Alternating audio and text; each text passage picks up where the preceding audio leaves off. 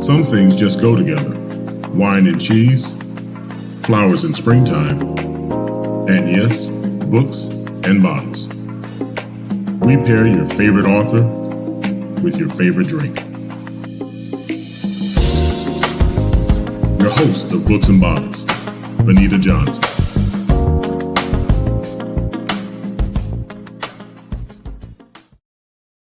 Hi, welcome to Books and Bottles. I'm your host, Benita Johnson.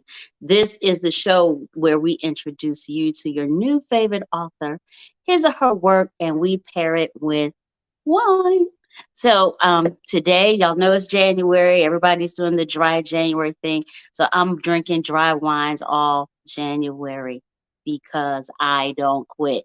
So if this is your first time, watching the show, we thank you for being here. We're sure you're going to love it. If you've been with us before, we appreciate you for coming back. Either way, take a couple minutes and share this video so we can grow our audience, and we want you to come back. So thank you again for being here. So today I have another friend. I keep bringing on my friends, but my friends are amazing. They are doing great work and writing really good books. So this young lady has been with us before. She is the owner. Her company is called Unbroke Women. I know her from Richmond. We've been in several organizations together, and I am just honored to call her a friend and to have her on my show. Today, we're going to talk about her new book that's launching tomorrow. It's called Money Mindset Makeover. Ignite a love affair with your money. I need this. I welcome to the show, Sarana Blackfoot. Hello, my friend. Thank you so much for Hello. having me. Yes, thank you so much for coming back. I don't see you much anymore. I think maybe since the pandemic, I don't know if we've seen each other once, maybe twice, but it hasn't been a whole lot. And I miss you, and I look forward to seeing you at your book launch. Thank you. Thank you so much. So I was looking for a Romanian wine today, but I did a live a few days ago just talking about like where you are. Like sometimes if you're not home or you're in a different city, there's not always a cute little swanky wine shop. You just got to go to the convenience store. So I am drinking wine in a can. So what? Wine in a can. Wow. So That works. this is my year of yes. If you say you want some wine, yes. So so so cheers. So let's jump right in. Congratulations. This is your second book. This is my second full book. Yes, I co-authored a few of them, but fully from page one to page done, this is my second one. Okay, so I have the Kindle edition. So I was telling you when we were in the green room, I don't do well with reading on electronic devices. So I'm going to lean on you, and we're not going to tell people everything in the book because they got to buy it. Money Mindset Makeover. Wow. Why? Well, there's a big reason for that. Most Okay. people want to make more money, so they focus on how much more do I work, get another job, or I have a business, how many more clients I need. That's fine. You can make more money. But the truth is, if you want to keep your money and not just make the money and the money keeps living between your fingers, right? The main thing that you need to work on is your mindset. Because if your mindset has issues, your money is not going to be there to stay. Yes, you can make money because you work a lot. You're going to be paid, maybe overtime if it's a job, or get more clients if you talk to more people. All that is true. And I know for people that work in sales or have worked in sales, they can attest to this, that when you go through sales training, they tell you, see this many people, and if you see this many people, this many people are going to buy, and it's just strategy and it's just statistics and all that. Yeah, it works, but it's not sustainable forever. Because if you Mm, want to make more money, what you're going to do, you're going to work more. Okay, yes, but there will be a point where you can't. yeah. So, it's not always about how much money you make, it's about how much money you keep. I'm glad you said that about working more. Doesn't matter. At the end of the day, we still got 24 hours, right? Yeah, And and you're going you to hit know, a ceiling at some point. You're going to hit a ceiling. And, we all know even when we go hard, at some point we just crash because we can't do anymore. So this book is really about how we treat the money that we have. Yeah. Oh, Yeah, think about it this way. If you have a friend and you treat your friend like crap, and they say, "Oh, how you doing? I came to check on you." And you're like, "Meh, I don't really want to see you today." And you slam the door in their face, right? And they come tomorrow and say, "Hey, I just came by to check on you," and said, "Nah, I don't want to see you." And you slam the door. How many times is a friend gonna keep coming back? Right? yeah. So if you treat the money like that, why would money want to come hang out with you? If your Mm, money's at the bottom of your pocketbook and everything's leaking over top of it and the money's all wrinkled up and maybe tearing up a little bit here and there because you're not paying any attention to whatever is going around it that may pull it or push it or whatever, why would money want to hang out in your pocketbook or your pocket for the gentleman out there? right. So do you feel like we don't think about our money enough, or we think more about what we could acquire? Because I don't know why my money, I got a hole in my purse because it just He's falls out. leaking up. Yeah. Leaky purse syndrome. Okay. Uh-huh. So, what's going on? Well, I think that society is now in such a way that if you want people to know you have money, you have to have things because things equal I got stuff. I got, therefore it means I make money because I got stuff, right? Well, yeah, I mean, yes and no, because it's not just a matter of I have 100 things or 1,000,000 things. It's the quality of the things, number one, but also the quality of my life, my time. I grew up in a family where we lived in an apartment and we were fine, but my parents believed that we needed experiences because there's a saying, Mm, you're not taking it with you when you die, okay. right? There's a cool joke that I think about sometimes where the younger wife stands by the dead husband casket, and a friend comes and says, I know he was so um, stingy and he really cared about his money and he really wanted to hold on to his money. What was his last wish? And she said, well, he wanted to take the money with him. And he said, oh, well, I guess you didn't care to fulfill that wish, right? And she said, yeah, I wrote him a check and That's put it in the casket, that's right? right.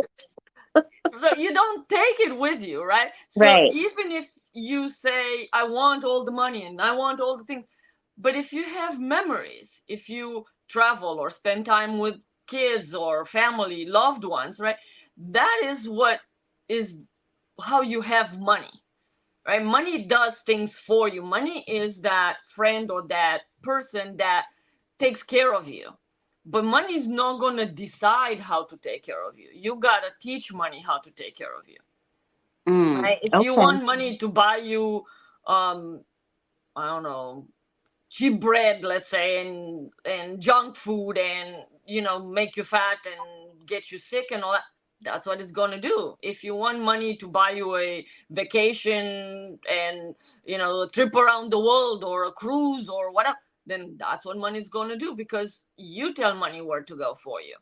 So it sounds like what you're saying is, it could provide this wonderful quality of life, or on the other hand, it could cause more stress and sickness that costs more money, that's going to drain more money out Right, of your pocket. right. Right. And the other part of that is if you want more money, you can't just have $100 bill in here and hang on to it because you want more money, because then you don't have room for another $100 bill. Right. Right. So you have to think of all of these things. And I know some of them sound like, oh, this is funny, or oh, this is ridiculous. Yes, but all of that goes on in your subconscious mind, in your unconscious mind, and money feels that. If you listen to anybody that is in the personal development space, in life coaching, they tell you that we all have vibrations, right? When you're happy, you have one vibration. When you're sad, you have a different vibration. When you're excited about something and believe that you can do something, you have one vibration. But if you think, oh, life sucks, then that's a totally different vibration. And everything has that. So if money vibrates here and you vibrate here, how do you expect to meet? Because you're like this, Yeah. right? So where, So how do we close that gap? How do we make you, well, me, fall in love with money? So, first of all, I want to bring something up for people that may feel like, well, I'm a believer and I very strongly believe that money is a bad thing because the Bible told me so, right? But some people quote the Bible as saying money is the root of all evil. Some other people say, oh no, I know better. It's not money, it's the love of money that's the root of all evil. Well, and yet my book says ignite a love affair with your money. Well, you can't really have a love affair if you don't love money, right? But if you don't love money, why would money love you? So it's Mhm. not about the love of money being a bad thing. It's not about money being a bad thing. It's about what we make it to be. So how do you make money love you? Well, by showing money love, by showing money respect. Right? If you have a child and you tell the child, you must respect me. I behave like crap with you. I treat you bad, but you must respect me because I say so. What are the chances that child really respects you as they grow Right, up? They right. probably will for a while, or at least some sort of respect because they'll be afraid. But there will come a time where that child wants nothing to do with you and goes about their own life somewhere else, most likely very far away, right? And the money feels the same way. If you treat money bad, why would one? Why would money want to hang around? So how do you start, like say a person, they make, a pretty decent salary, and they do those things, like they do some of the life experiences. Like I love to travel, and fortunately I don't spend a lot of money on the fast food stuff, but I like fine dining that kind of goes along with my wine lifestyle, and the travel. And there are a lot of people who are like me, but they still have to they still, I don't say have to, but they still do just live paycheck to paycheck.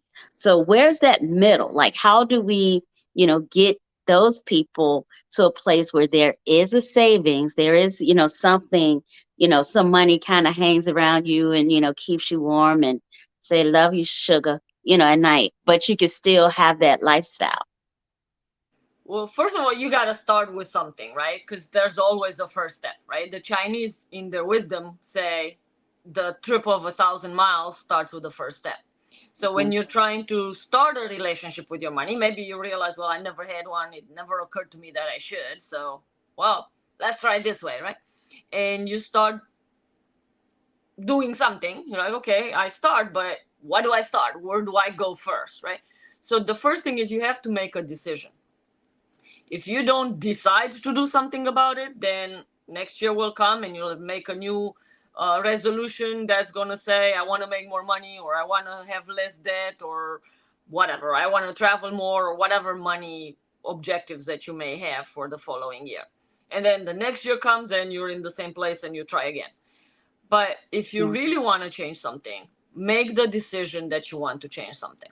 Now, when I wrote the book, the way I decided to structure it is in a 21-day challenge, right? Everybody does Okay. challenges.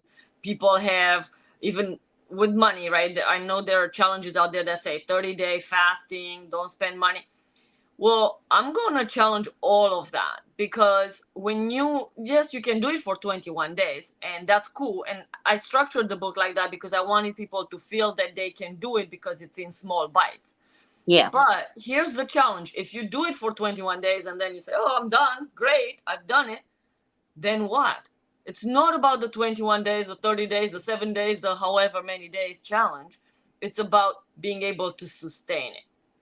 So once you decide, this is what I want to do, the next step is, okay, if this is what I want to do, let me see where I am. You Okay. can't go anywhere if you don't know where you are, Right. because you don't know if you're supposed to go left, right, front, back, wherever, if you don't figure out where you are. Well, in money, you have to figure out what's your start point. If your goal is to get rid of debt, what is the debt that you have so you know what you need to get rid of? If your goal is to have more money, what money do you have now, so that way you know when you have more money. And if you want more money, more is not really a number, so you have to come up with a number. What A feels real, good for you you? really have to quantify it, right? Right. Because more money means, oh well, I have another dollar, that's more money. Sure. Right, so Yeah. that's not enough to just say more money. But with the same token, when you make the progress, whatever that is, whether it's less debt or more savings, whatever, give yourself kudos. Feel good about it. And if your goal is to be here with your savings, but you only made it here in whatever that time period you wanted, it's okay. Look how far you've come. Yeah. Don't berate yourself. Don't put yourself down. Don't be like, oh man, I didn't do it and I knew I couldn't do it. Don't. Just be happy about your progress. Be grateful that you made that progress. Discipline is hard, Yes, it is. especially, like me, I'm almost 55, and I'm out here living my best life, just doing what I want to do. And so this year I decided to do the 12-week year, right? And Awesome. so Congratulations. thank you. And so at week 13 is kind of we assess, and I added celebrate in there. Yes, you But should. those celebrate, and so that 12 weeks, I'm trying to be regimented. We're only in week, I don't know, 3 maybe, but I'm trying to be regimented, and it's hard. It's a hard change. But what works for me, or what has been working for me, is to write it down. Like, I would never write down like all of my debt, because it's overwhelming and it makes me sad, to see those negative numbers. That's negative, and I gotta pay. um it makes me sad, so I wouldn't write it down. And so I had to overcome that. I wouldn't write down what I got to do today, because that's overwhelming, because I got to do 4,000 things today. That's overwhelming. But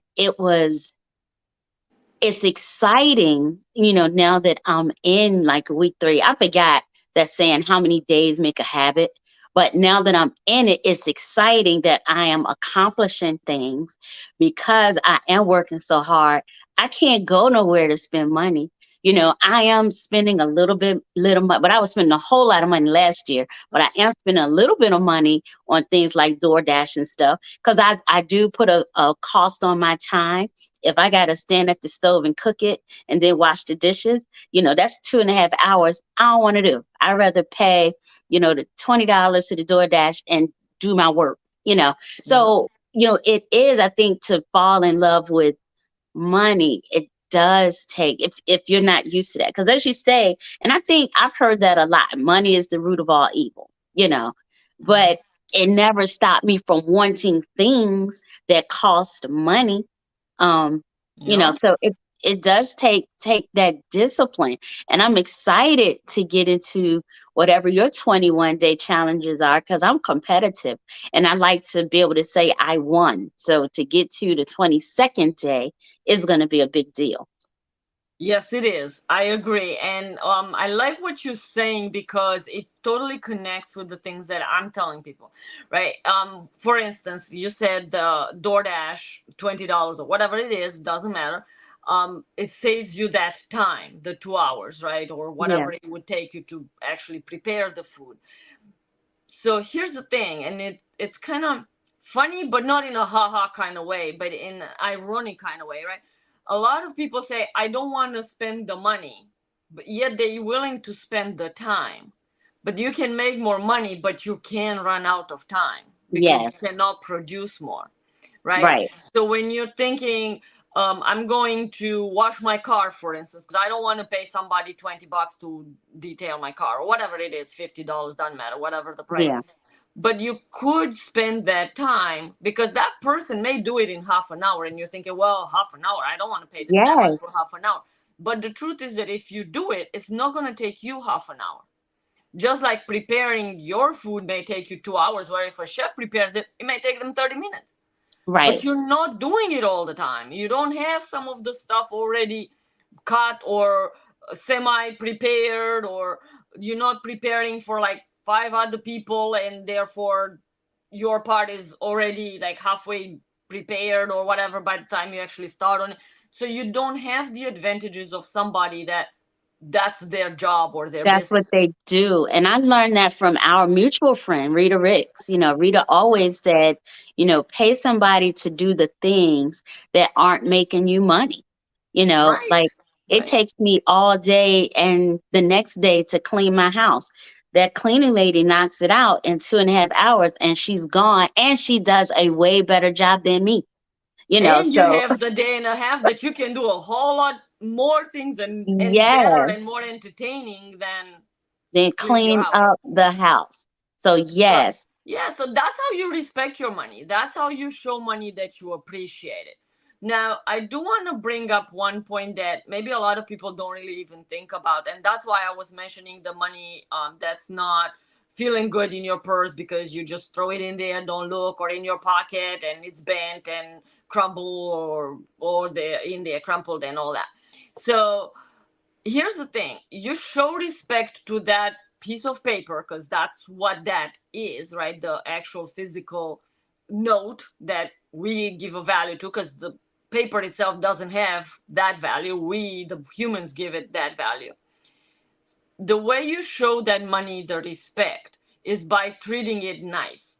If you go to somebody's house, you wouldn't want them hitting you upside the head or telling you to sit in a dirty chair or telling you sit on the floor and then maybe throw some dirty water over top of you or anything like that. So don't mhm, do that to your money, right? Put your money nice and smooth it out if it has already wrinkles and all that, and put it in your purse all facing you. Look at their faces when they're in there.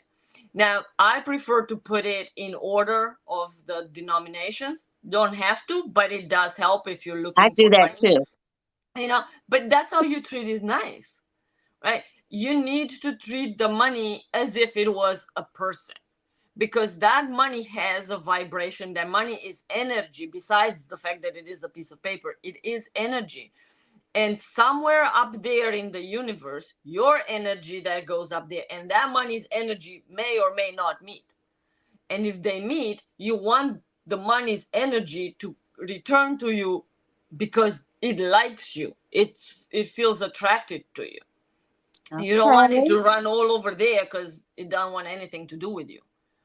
So that's the That's part that great. you show money respect from the get-go. Now it doesn't matter if you have $20, if you have $2,000.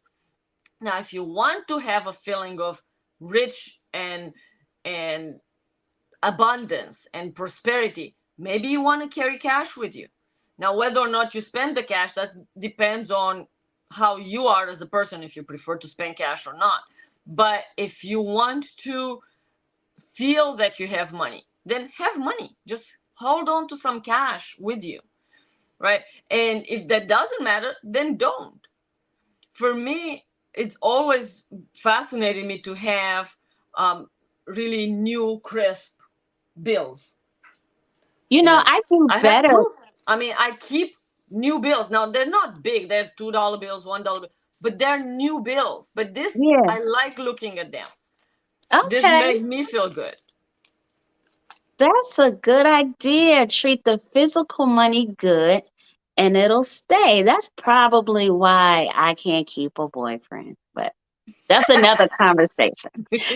Yeah, I can't help you in the boyfriend department. My specialty is money. So, but if you have more money, you're gonna meet maybe an upgraded boyfriend because you're gonna have upgraded experiences. So, Yes, I am. So thank you. So tell us where we can get your book. my book is available on Amazon. So, as Benita mentioned, it is available in Kindle. So, if you prefer the electronic version, it's there. And also paperback. So, if you prefer to hold the real thing, then you can. And I would love for you to go and check it out. I would love for you to actually do the things that I'm talking about in the book and leave me a review. Let me know how that felt for you, if it helped you, what it did, maybe one thing you learned. Maybe you never thought about you have to love money, or it's a good thing, it's a good idea to love money. Let me know how you feel about some of the things that I bring up. Let me know what things maybe of you that you believed I'm challenging, and how you feel about me challenging those things. Because most of us have beliefs that we didn't put in here. They just Right. came because of the people around us, because of the traditions that and the environment and the culture that we grew up in.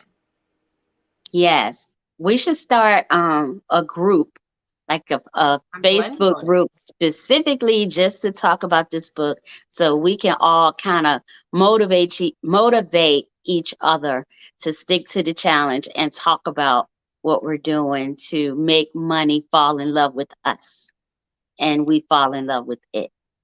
I'm actually planning on having the 21-day challenge, but most likely mid-year, just for a couple of reasons. Main reason being that this is the time of year where everybody's doing it, and then by February everybody forgets about it. So I think that if I resuscitate it in June or so, it's gonna give people a boost for the second half of the year. So Great that's my idea. plan. That's a great idea. So, Savannah Blackfoot, you know I love you. I appreciate you being here. And I'm going to do everything I can to be at your book launch on January 22nd. Thank you so much for having me, my friend. I appreciate the invite, and I look forward to seeing everybody online. And check out the book. I would love to get your feedback. And if you want to know about anything coming up as the challenges and all that, just follow me on Facebook, and I post everything there anyway. So that's where everybody lives now. Yes, thank you so much. If we have authors watching the show tonight and you'd like to be a part of Books and Bottles, please email me at info@grose.com. Thank you again for tuning in. Remember to share, share, share. Let's get that money right, y'all, in 2024. Until next time, cheers. Join us, Indie TV, where you will see the talk shows, movies, drama, action, and comedy. Be the first and see it first. Sign up now.